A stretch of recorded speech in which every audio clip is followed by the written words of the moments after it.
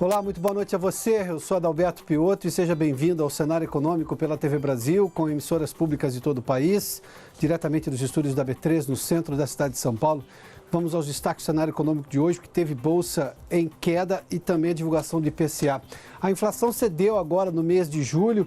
Alimentos e bebidas puxaram o IPCA para baixo. Aliás, aqueles itens que chamaram a atenção na época da greve dos caminhoneiros, como cebola, batata, todos muito abaixo nesse último mês, o que contribuiu justamente para puxar esse índice para baixo. Mas, por exemplo, a energia elétrica ainda continua alta e mesmo com o recuo do item habitação, a gente manteve uma inflação de 0,33, a gente fala disso daqui a pouquinho.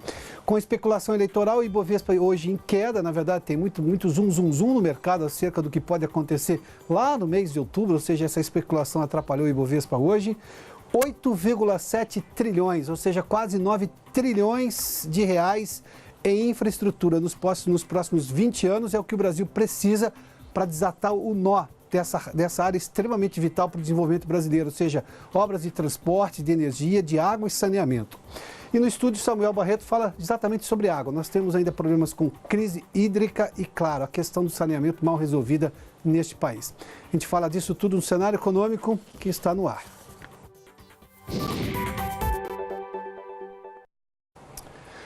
A inflação recuou agora no mês de julho. Na verdade, ela, digamos, arrefeceu. O índice ainda é positivo, ou seja, nós tivemos inflação em julho, mas se comparado, por exemplo, ao mês passado, quando nós tivemos todos os impactos do problema de destruição, os problemas gerados pela greve dos caminhoneiros, a inflação agora voltou, digamos, ao que se pode chamar no patamar de confortável, não necessariamente confortável, pelo menos comportada, melhor dizendo. No mês passado nós tivemos aquele custo da greve dos caminhoneiros, aí problema de distribuição, que fez com que muitos produtos não chegassem aos supermercados. A gente falou de batata, de cebola, que subiu por demasiado o preço. Neste mês, por exemplo, o item transporte cedeu. E aí nós tivemos uma situação um pouquinho melhor. Vamos dar uma olhadinha, porque os índices chamam a atenção, especialmente nessa questão. Olha, esse é o IPCA de julho, 0,33 de alta agora, neste mês, já fechado, o IPCA do mês de julho, divulgado hoje pelo IBGE. Se a gente comparar com junho, que captou todos aqueles problemas da greve dos caminhoneiros, foi de 1,26. Isso dá uma ideia claramente de o quanto que aquela inflação era localizada, que não teria razão para se imaginar que fosse continuar. Se eu fizer uma comparação, por exemplo, com julho de 2017, 0,24 para 0,33, convenhamos que são patamares parecidos. Aqui ainda eu tenho que levar em conta, sobretudo porque nós temos um problema de seca no país e, obviamente, a gente está na bandeira vermelha da conta de energia elétrica, foi exatamente o ponto mais alto dessa inflação, 0,2 ponto percentual desse 0,33. Eu vou mostrar isso daqui a pouquinho. No ano, a inflação acumulada é essa, de 2,94, ou seja, até os 7 primeiros meses do ano, nos 12 meses, 4,48.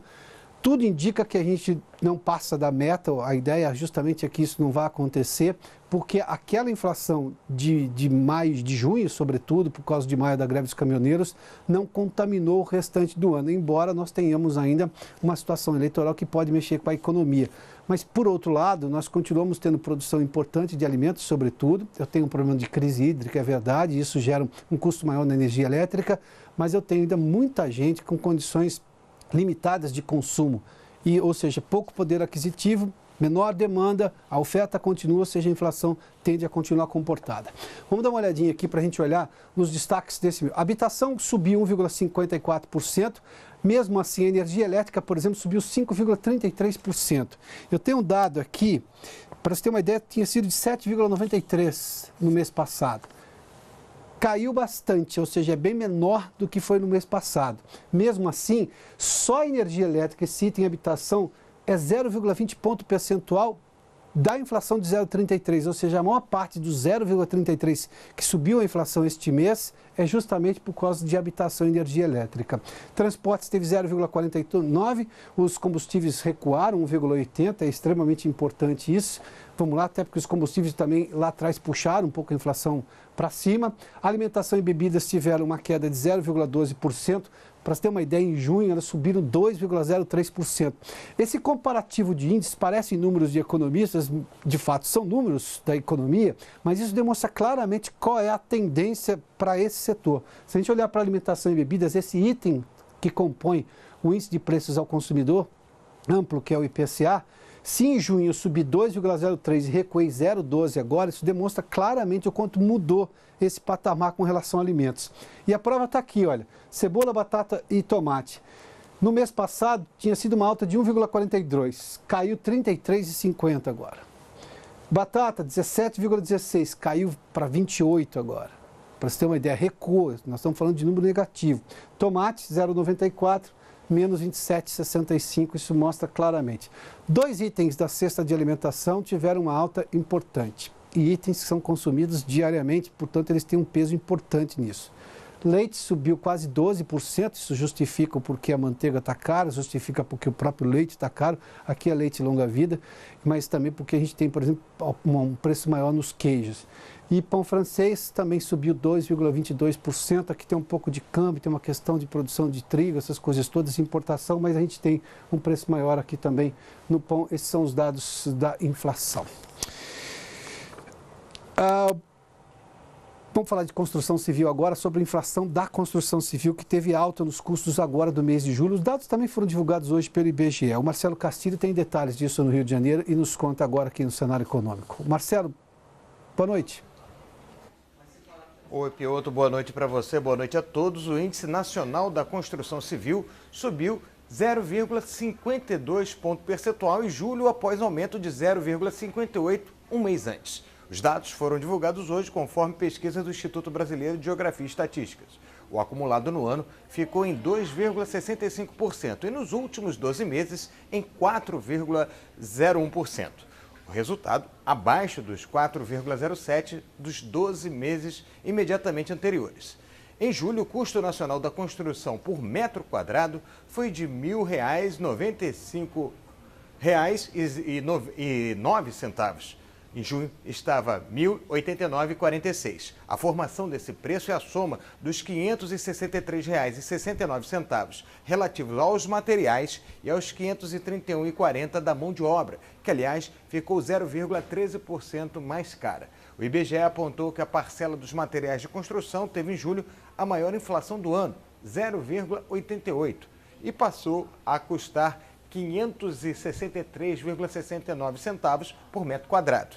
Para se ter uma ideia, em julho de 2017, esse aumento foi de 0,28%. Em termos regionais, os custos por metro quadrado foram de R$ 1.079,35 no Norte, R$ 1.019,82 no Nordeste, R$ 1.145,63 no Sudeste, de R$ 1.137,63 no Sul e no Centro-Oeste, R$ 1.100,46, Pioto.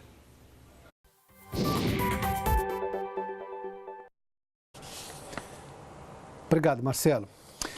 Um estudo da Secretaria de Assuntos Estratégicos do Governo Federal aponta que o país precisará de investimentos de quase 8 trilhões de reais nos próximos 20 anos, ou seja, 2018, 2038, para desatar o nó da infraestrutura do país. O estudo ouviu especialistas e profissionais da iniciativa privada e faz 32 recomendações de políticas públicas para atrair investimento estrangeiro e justamente para fazer com que os novos governantes do país, que tomarão posse agora no próximo dia 1º de janeiro, tenham exatamente em mente o que é preciso fazer para desatar tanto a entrada de capital privado, sobretudo internacional, porque a grande realidade hoje é essa, você tem um problema de limitação orçamentária no país, mas também de investidores aqui e, obviamente, o que o setor regulatório precisa estar, que é mantido pelo governo, precisa ser mudado para justamente atrair tudo isso. São 32 recomendações, eu simplifiquei aqui algumas, vamos lá, olha, 8,7 trilhões, 8 trilhões e 700 bilhões de reais entre 2018 e 2038, para desatar o nó da infraestrutura. A gente está falando de energia, nós estamos falando de transporte, estamos falando de água e saneamento, que são coisas que o Brasil tem problemas sérios ainda. Em todas essas áreas, o Brasil tem problemas sérios na questão da infraestrutura. Vamos lá. Entre as recomendações, são 32 ao todo, planejamento de longo prazo. O Brasil carece de planejamento de longo prazo. Aliás, a Secretaria de Assuntos Estratégicos do governo vem em boa hora, diga-se de passagem, que é comandada pelo professor Hussein Kaluti. É justamente pensar o país no longo prazo. Isso aqui são recomendações e o valor que se imagina que deve ser gasto para poder atender às necessidades de infraestrutura nos próximos 20 anos. É pensar o país daqui a 20 anos, daqui a 30 anos. Que país eu quero e que condições eu preciso dele. Bom, planejamento de longo prazo, ou seja, os próprios projetos precisam contemplar as movimentações e transformações que o país vai passar. Aumentar a participação de estrangeiros, e aqui eu preciso facilitar uma série de coisas. Por exemplo, uma questão de financiamento. O estrangeiro precisa, para você ter uma ideia, dentre as recomendações, entre as sugestões que foram vindas do setor privado, tem uma que está aqui, disponibilizar em inglês, na internet, todas as informações sobre projetos e licitações. Hoje nós não temos isso. Isso foi uma sugestão colhida com profissionais da iniciativa privada. Como é que eu vou atrair uma empresa que está lá fora, que pode investir no país, se eu já não ofereço a ela condições mínimas em inglês para que ela entenda exatamente o projeto e o regramento do qual ela vai participar para poder investir no país? Ou seja, parece uma coisa simples, mas não é. É uma recomendação que está aqui dentro dessas 32 sugestões aqui, desse documento, desse estudo apontado pela Secretaria de Assuntos Estratégicos.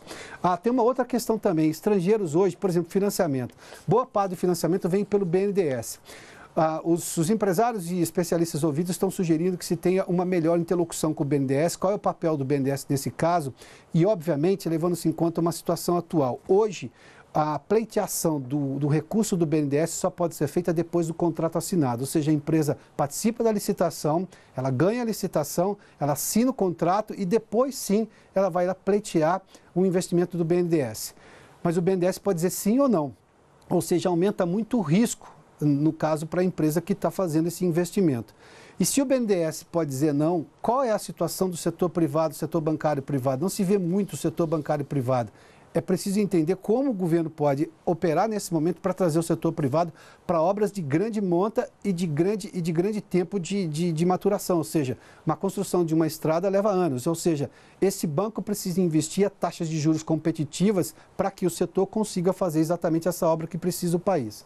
Aumentar a participação de estrangeiros, ou seja, tem todas essas questões envolvidas, ou seja, além da questão mínima de estar tudo disponibilizado em inglês, para entender o projeto e ver se interessa o projeto. Aprimorar aspectos de licença socioambiental.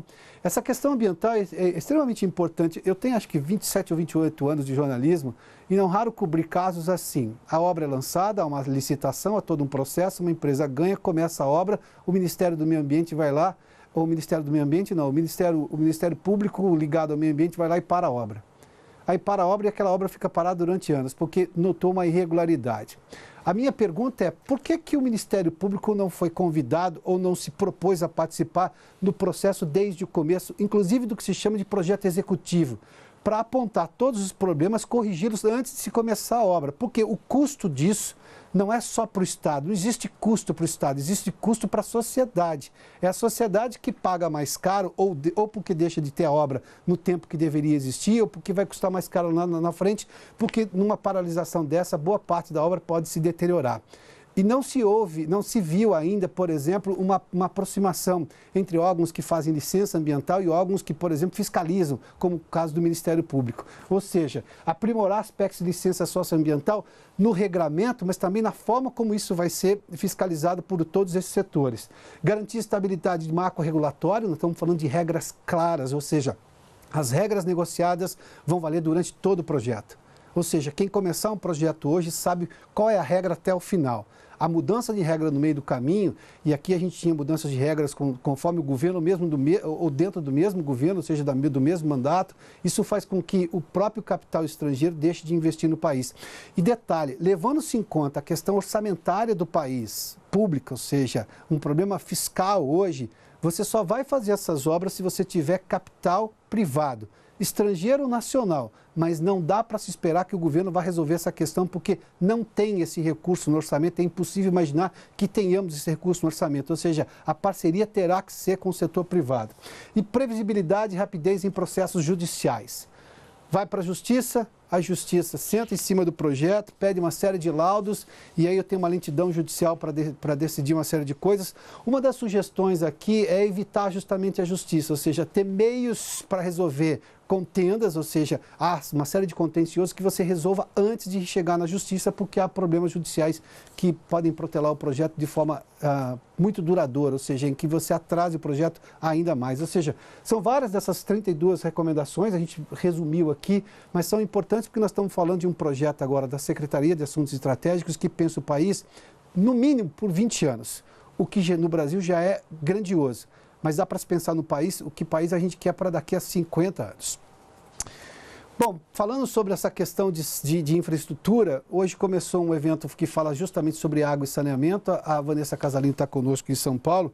Nós estamos falando exatamente sobre infraestrutura em saúde. Quando se fala em saneamento e água, a gente está falando de infraestrutura em saúde. E saúde, bem-estar, qualidade de vida. Vanessa, nos traga detalhes aí desse evento do 7º Encontro Nacional de Águas, por gentileza. Boa noite. Oi, Piotr, boa noite para você, boa noite a todos. Neste Encontro Nacional das Águas foi apresentado um panorama do setor de saneamento que mostra que dos mais de 5.500 municípios brasileiros, apenas 1.600 têm alguma estação de tratamento de esgoto. Significa que são aproximadamente 100 milhões de pessoas sem acesso a essa coleta e mais de 35 milhões que não recebem água potável em todo o país. Ainda de acordo com a pesquisa, se o saneamento fosse universalizado, o Brasil economizaria 1 bilhão e 400 milhões de reais ao ano. Esse é um montante que hoje é gasto na área da saúde justamente para tratar as doenças causadas pela falta de esgoto e de água limpa. Agora, para conseguir esse acesso universal, seriam necessários investimentos de mais de 15 bilhões de reais ao ano durante 20 anos. Outro assunto em pauta no encontro foi a medida provisória 844, publicada no início de julho, que atualiza o marco legal do saneamento básico. Representantes do governo afirmaram que a MP não tem por objetivo privatizar o setor de saneamento nem retirar a competência das prefeituras, mas sim ampliar a concorrência entre as empresas públicas e privadas com uma forte regulação pela ANA, a Agência Nacional de Águas. Piotr.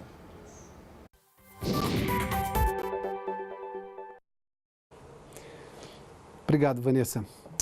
Vamos falar do mercado financeiro. Olha lá, o Ibovespa hoje teve uma queda de 0,53, chegou a ser até maior, mas começou o dia subindo, diga-se de passagem.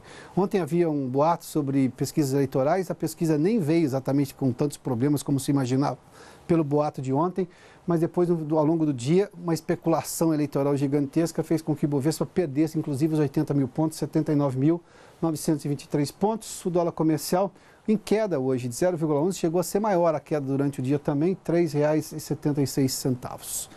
Daqui a pouco a gente fala um pouquinho mais de água, justamente sobre crise hídrica, perspectivas de futuro, como é que a gente está lidando com esse bem essencial, logo depois do intervalo. Já de volta com o cenário econômico, para falar ainda sobre água e saneamento. Aliás, o Samuel Barreto está conosco. Samuel, bem-vindo uma vez mais. Obrigado, Piotr. Você já fez menção aqui que desse valor que eu apresentei, desse estudo da Secretaria de Assuntos Estratégicos, que calcula pelos próximos 20 anos 8 trilhões e 700 bilhões de reais para desatar o nó da infraestrutura, e claro, ali inclui água e saneamento. Qual é o valor desses 8,7 que precisa para o saneamento? Menos de 0,5%. Menos de 0,5% dos 8,7%? Nos próximos 20 anos. E a gente tem a opção de fazer o investimento de maneira correta ou gastar da pior forma possível. Como? Pelo menos 4 vezes mais com as pessoas doentes no hospital. Então, é também uma questão de decisão e não é possível que a gente não consiga reverter esse cenário. E, além disso, tem diagnósticos que mostram que a gente deve chegar nesse ritmo com que é feito o investimento na universalização do saneamento lá para 2060, 2080. E tem cenários que apontam que não é nem para esse século. E a gente vai continuar gastando mal da pior forma possível. Você fez menção à questão de gastar 4 vezes mais na saúde, porque cada real gasto em saneamento economiza 4 em saúde, é isso? Segundo a Organização Mundial da Saúde, mas existem dados, Piotr, que mostram que essa relação é de 1 para 45, porque tem o gasto do dia que a pessoa, do gasto do hospital, claro. Tem o gasto social, que é o dia que a pessoa deixou de trabalhar, deixou de produzir, tem o gasto para recuperar o rio que foi poluído, basta ver o que a gente tem aqui em São Paulo com o Rio Tietê, né? Então é preciso inverter essa lógica de não recuperar só o leite derramado, mas fazer os investimentos de maneira correta. Samuel, por que você... Me permita fazer a pergunta de forma muito clara e objetiva. Os números são contábeis e são muito claros. Não é uma equação de segundo grau, é uma equação muito simples. Por que isso não sensibiliza não só o governador, o prefeito e o presidente da República, seja lá quem for, em que momento for, porque nós estamos com esse problema há anos, há décadas nesse país. As pessoas também não param. Isso não é prioridade nos debates que as pessoas têm sobre questões políticas. Não, sem dúvida. E talvez nem entre na agenda das eleições, sejam elas de governo ou a eleição para presidente. Eu acho que essa é uma questão importante que a sociedade tem que estar atenta. E, além disso, os setores se organizarem para pressionar para que isso aconteça. E até mesmo nesse encontro que foi falado no bloco anterior, o Encontro Nacional das Águas, foi uma pena que eu não pude estar, porque a gente estava organizando também um encontro do Observatório de Governança das Águas, um observatório exatamente para aferir como é que está funcionando esse sistema de águas no Brasil. Então, é preciso ter essa pressão, é preciso fazer o movimento correto e ter a regulação também de uma maneira mais clara, como foi também apresentado, essas inseguranças. E mesmo essa medida provisória do saneamento gera uma série de confusões, né? Eu acho que é importante tratar do assunto, mas tem uma série de lacunas ainda, até mesmo como que a Agência Nacional de Águas passa a tratar isso, vai ter recurso disponível para fazer essa gestão, como que se dá esse processo junto aos municípios, como que vai se dar esse processo da renovação ao término de uma concessão. Então, tem uma série de questões também estruturantes que vão gerar aquelas inseguranças jurídicas que você citou no bloco anterior e que acabam levando o país num atraso e num pior investimento, não investimento, mas o pior gasto possível, porque está investindo mal e gastando da pior forma possível. Olha, em regiões conurbadas, como é o caso de São Paulo, por exemplo, a história do saneamento, uma vez eu perguntei à Sabesp por que tinha problemas com o Rio Tietê, ela disse assim, olha, se eu tratar todo o esgoto de São Paulo hoje, eu tenho problema com Guarulhos, que para quem não conhece fica, digamos, na parte de cima do rio. Com mais de 1 milhão de habitantes. E você não tem uma legislação que permita o Estado tomar conta de tudo aquilo, porque obviamente o rio serve a todo mundo, não dá para tratar isso como uma questão municipal. Eu tenho nós legais no país que impedem que você faça saneamento. Não é só uma questão de vontade política, não, né? Não tem uma série de desafios, mas eu acho que é exatamente essa agenda que a gente tem que começar a avançar. E tem uma oportunidade agora nessas eleições, entender quais propostas que vão aparecer efetivamente para resolver essas questões. Porque a gente sabe que não vai ser resolvido nos próximos 4 anos, mas que agenda precisa ser construída para o futuro, para esses próximos 10, 20, 30 anos. Até porque com essa questão da seca que a gente está vivenciando, isso afeta toda a economia, afeta a agricultura, afeta a geração de energia. A gente está com a bandeira vermelha agora por falta de água. Então, a questão de outros usos, navegação, a hidrovia Tietê-Paraná ficou parada por mais de 2 anos aqui durante o período da crise hídrica. Então, é preciso pensar isso de uma maneira estratégica, porque é um assunto de interesse nacional. Você falou sobre a questão hídrica e do custo. Se eu tirar a inflação da energia elétrica o de 0,33 vai para 0,13. Ou seja, 0,20 é só por causa da energia elétrica. Que é falta de água, que é uma questão de manejo, uma questão da gestão. E esse Observatório de Governança das Águas, Piotr, tem como objetivo fornecer subsídios, primeiro para a sociedade. A gente tem um arcabouço legal bom na área de gestão de águas dos recursos hídricos, só que é desconhecido de toda a sociedade brasileira. É um sistema que precisa funcionar e hoje a sociedade não sabe o que acontece. No final do dia, a gente está melhorando a nossa qualidade de água, tem os comitês de bacia, como que eu posso observar isso? Como que eu consigo gerar valor compartilhado também para que esse sistema, essa política, possa dar conta dos seus instrumentos, dos seus objetivos? Porque se ela der, a gente vai ter parte dessas questões resolvidas, seja no campo que vai impactar a agricultura, a geração de energia, o desenvolvimento do país. E são questões que ficam à margem da sociedade e dos interesses para fazer o investimento correto. Mas a água está próximo de todo mundo vê, todo mundo consome todo dia. O que me espanta é a falta de noção de proximidade de uma coisa que está próxima, porque que tá no nosso dia. É uma evidência. Eu acho que essa é a grande oportunidade, a grande oportunidade de diálogo com a sociedade, porque como você falou, está no nosso dia a dia, pelo escovar o dente, pelo tomar banho, para viver. As pessoas atravessam rios ou andam pela praia, se a cidade for litorânea, evidentemente, ou seja, elas veem o mar, elas veem a água, elas veem o rio. É fácil de dialogar e talvez essa grande oportunidade de engajamento, de participação de uma nova cultura da água, porque esse é um elemento que sem o qual não tem vida na Terra, que a gente não consegue sobreviver. Aliás, eu me lembro quando eu era criança, dizia que o prefeito não gostava de fazer obra de saneamento, porque ficava embaixo da terra. Não fica não, a enchente mostra, joga tudo para cima de novo, né? Volta tudo para nós. Então, acho que o importante é procurar reverter esse cenário, é engajar a sociedade e ficar atento nas eleições. Quem vai apresentar propostas sobre isso? A gente vai continuar com esse tema. Obrigado, Samuel. Obrigado, Piotr. Aliás, não suja a sua rua o saneamento ruim, não. Vai parar no hospital. É o custo da saúde que é caro, ou da sua ineficiência, ou da sua incapacidade de poder atender ao trabalho porque está doente. O Cenário Econômico termina aqui. Obrigado pela sua companhia, pela audiência. Boa noite. A gente vai continuar esse debate aqui com muita frequência. Até amanhã.